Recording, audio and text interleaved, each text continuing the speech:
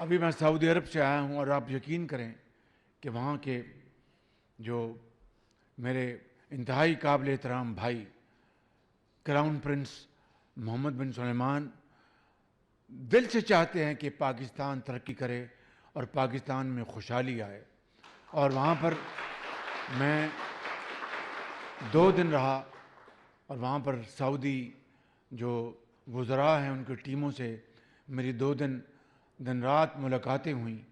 اور انتہائی تسلی بخش ملاقاتیں ہوئیں۔ چند دنوں میں سعودی کاروباری حضرات پاکستان آنے والے ہیں انشاءاللہ، اور اس سے ہمارے تجارتی روابط بڑھیں گے۔ لیکن میں آج یوم مئی کے حوالے سے یہ کہنا چاہتا ہوں کہ پاکستان کے کاروباری حضرات کی خدمت میں انتہائی صدق دل سے اور سرمایہ کاروں کی خدمت میں انتہائی صدق دل سے کہ اگر آپ پاکستان میں ترقی چاہتے ہیں تو پھر ہم سب اپنے خاندان کے افراد کے علاوہ جو محنت کش ہے ان کے بچوں کے لیے تعلیم، اسکول اور ان کے لیے علاج کے لیے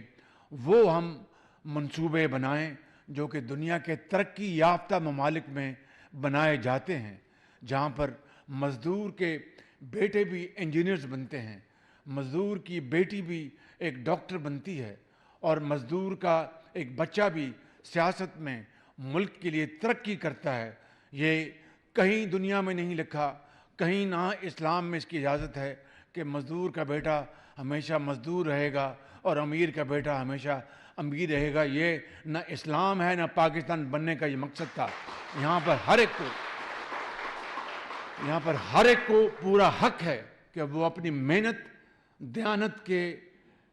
بل بوتے پر معاشرے میں اپنا جائز مقام حاصل کرے۔ یہی وجہ تھی کہ حضرت قائد اعظم نے عظیم تحریک چلائی اور لاکھوں مسلمانوں نے اپنے خون کا نذرانہ پیش کیا،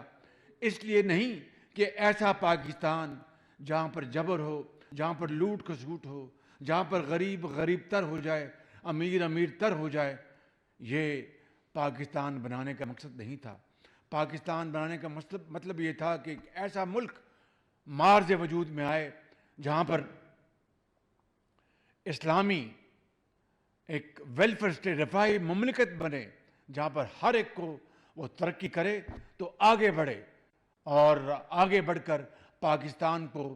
ترقی اور خوشحالی سے ہمکنار کروائے اپنی قابلیت اور محنت اور انتہائی ذہانت کے بل بوتے پر۔ مگر آج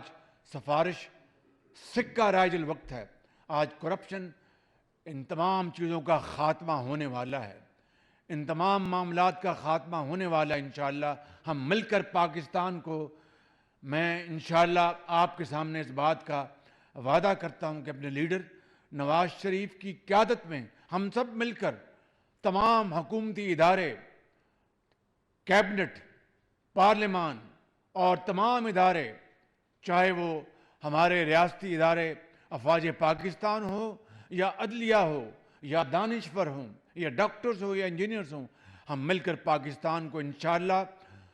اس کا جائز مقام دلوائیں گے، اور جلد پاکستان اقوام عالم میں اپنا عظیم مقام حاصل کرے گا۔